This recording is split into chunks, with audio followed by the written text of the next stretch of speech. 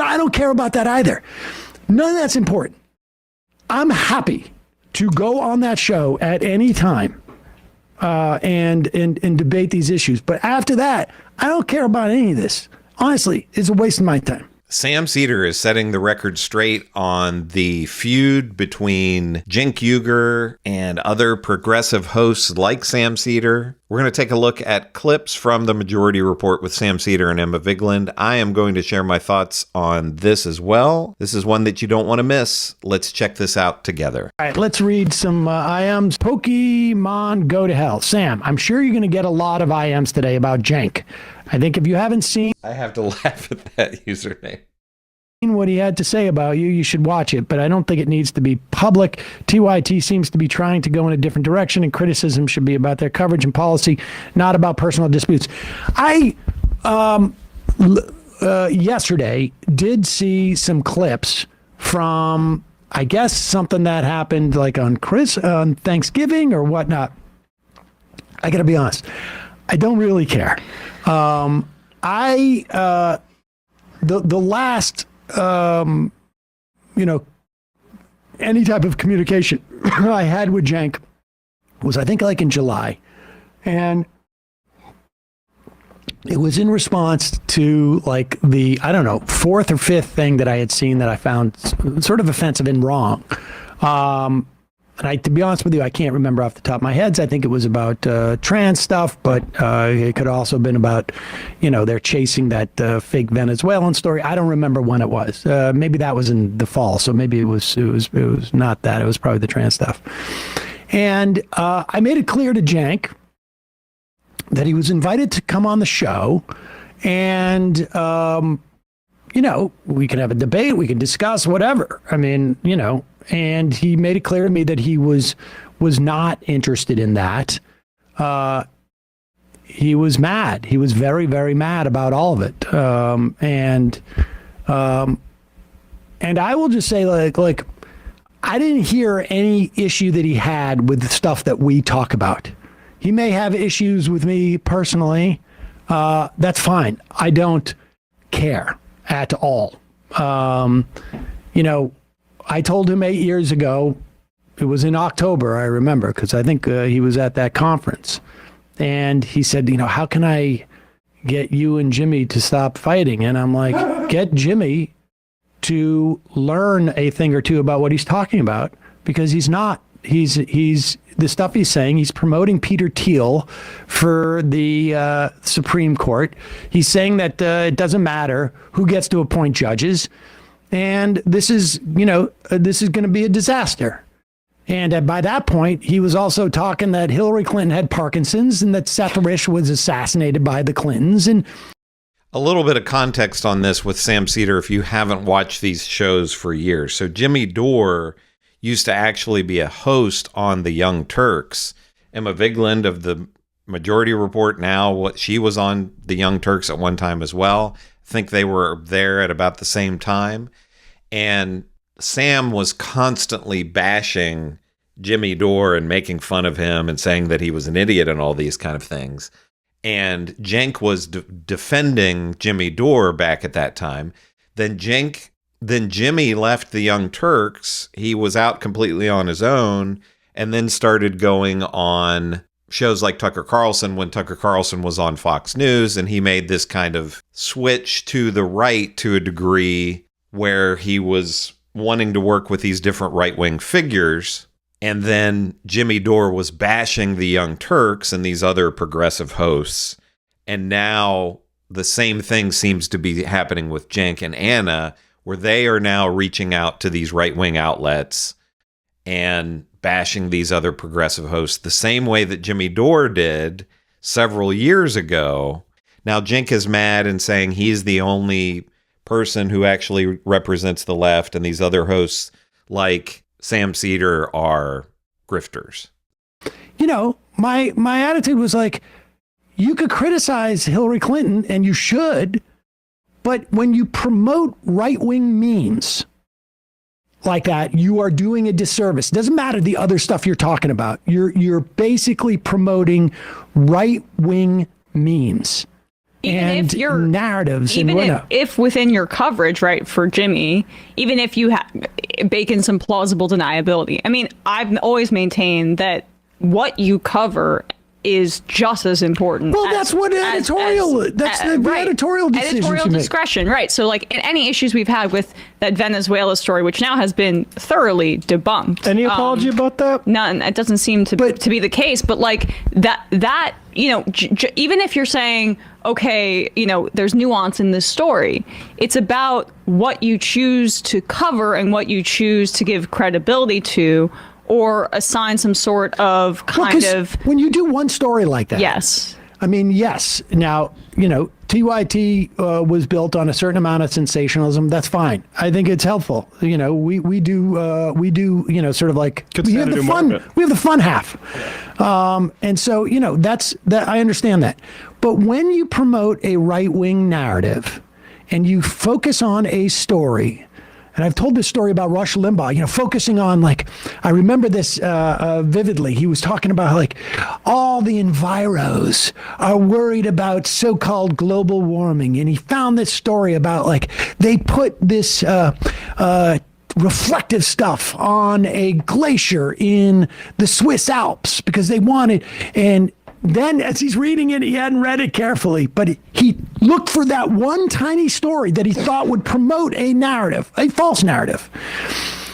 And it actually happened that it was the ski resort that did it because they were trying to deal with all the melting of their glaciers. But the point being that, like, and so I took issue with that with him, and I am perfectly willing to go on his show and talk about, debate any of this. I have no problem with that at all. He doesn't want to come on this one? Fine. I'm willing to go on his. It's interesting that Sam brings up Rush Limbaugh because there were always accusations. I don't know if the accusations is the correct word or not, but there were always claims by people that Rush Limbaugh, his whole shtick was just an act and that he didn't actually believe the things that he was saying. You know, maybe he was kind of a conservative guy, but all the things that he was saying on his show were not necessarily his true beliefs, but that was how he knew he could make money. And now we have so many people who are wondering if they can trust these different hosts, whether it's right or left. Are they just actors, or are they actually saying what they truly believe? And you have Cenk Uygur throwing out accusations of people being grifters, such as Sam Seder. That's what Cenk Uygur is claiming. People who are upset with Cenk Uygur and Anna Kasparian, and they feel like the Young Turks is abandoning their progressive principles to reach out to these various right-wing figures like Glenn Beck and Patrick Bet-David. People are wondering if they were actually sincere in what they were saying, if they were saying what they truly believed, or if they were just saying what they thought could get them clicks and make them money. So I think it's an interesting comparison between what's happening now and what was happening with Rush Limbaugh and some of the right-wing figures 20 years ago. But I don't care about the rest of the stuff that he says. He can introduce me as whatever he wants to introduce me as. But if he's willing to have an engagement on questions of, like, crime, on questions as to whether, like, there's something fundamentally different about MAGA or, you know, or the Republican Party today than there was 8 years ago when I know he was vehemently against it, whatever. I'm willing to discuss that. I'm willing to discuss trans issues. I'm willing to discuss crime issues in the way that they played in this. I'm willing to discuss, you know, whether he thinks that we are extremists. I would also say the dirtbag left was a different cohort than us. I mean, you know, I think that was more like the Chapo and Cumtown and this and that. But I don't care about that either. None of that's important. I'm happy to go on that show at any time and debate these issues. But after that, I don't care about any of this. Honestly, it's a waste of my time. And so... Live from the Polymarket studio in LA. I understand. I understand that they were sponsored by. Well, you're a grifter, apparently. That's the thing. Is look, I've worked at both. I'll put it this way: I'm willing to put a bet on a overseas betting market. Yes. I'm willing to put a bet that he won't invite me on to discuss this. I mean, well, can I just make a quick point? Yeah. The whole Venezuela story, which people should watch, Jose is it Jose not a J on YouTube or Jose on YouTube's takedown of that? Very good, long, in-depth thing they should apologize for. But they didn't cover it because they cared about the state of what was going on in Colorado. They did it because they wanted to throw shade at all the left media who doesn't take these crime stories at face value like they want to. Yeah, and then taking it at face value, I think showed itself. It's just like crazy to me. I mean, look, I didn't see all of it. I did see when he called you a grifter, and I think if we're grifting, we're doing a pretty bad job. But like the notion that you bring up Jimmy, you know, I think he has a misunderstanding of what you were even communicating when you're saying you're trying to take Jimmy's audience. Like, you're not trying to say you want to take it so that you make more money. I think we've been kind of hands off with this stuff with TYT because largely we don't like to really go after our allies. And usually and especially because I had personal relationships there, but we get IMs and people want us to respond to it. And increasingly we're going to have to, because they have decided that they're basically kind of doing a much more, I would say, centrist channel at this point. And so when they're giving credibility to right-wing talking points, we want to respond to that, not because we're trying to make money. And I know, and I'd like to announce Matt Pack. I got a new political action committee that I'd like to announce. Not to make money or running for president or whatever.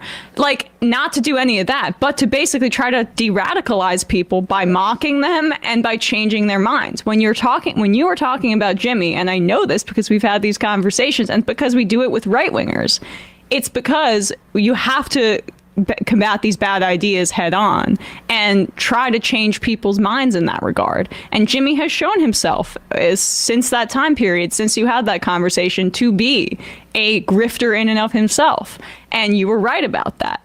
And so if we're responding to somebody peddling right-wing talking points, the problem is the peddling of the right-wing talking points. Yeah, and it's interesting because I've watched all of these shows for years and years. I was watching the Young Turks from almost the beginning, and they definitely seem to have changed, recently as people are pointing out and people are upset at them. And I don't see where Sam Seder's show has changed at all. I mean, he's always done he made fun of people who he didn't think that were sincere, like Jimmy. He made fun of right-wingers and people who moved over to the right, like Dave Rubin, but he never attacked progressives, sincere progressives, as far as I knew. And I never knew him to attack the Young Turks or really any of the other shows. And Sam has said over and over again, he would love nothing more than to just talk about Social Security and tax rates and those kind of things all day. And some of this stuff that he readily admits they have to do, the kind of funny bits and all that, to get views, or it helps them to get views. But as far as his actual beliefs, I can't determine where Sam has ever changed anything. He's saying the same things that he said years and years and years ago. It seems much more like projection on the side of Cenk and him just lashing out over the criticism that he and Anna are receiving. But let me know what you think about this. Especially, I'd like to hear from people who have listened to and watched the Majority Report for a long time, not just a few months or something, and who has watched Cenk and Anna on the Young Turks for a long time. This is Chris on Culture. I will see you in the next video.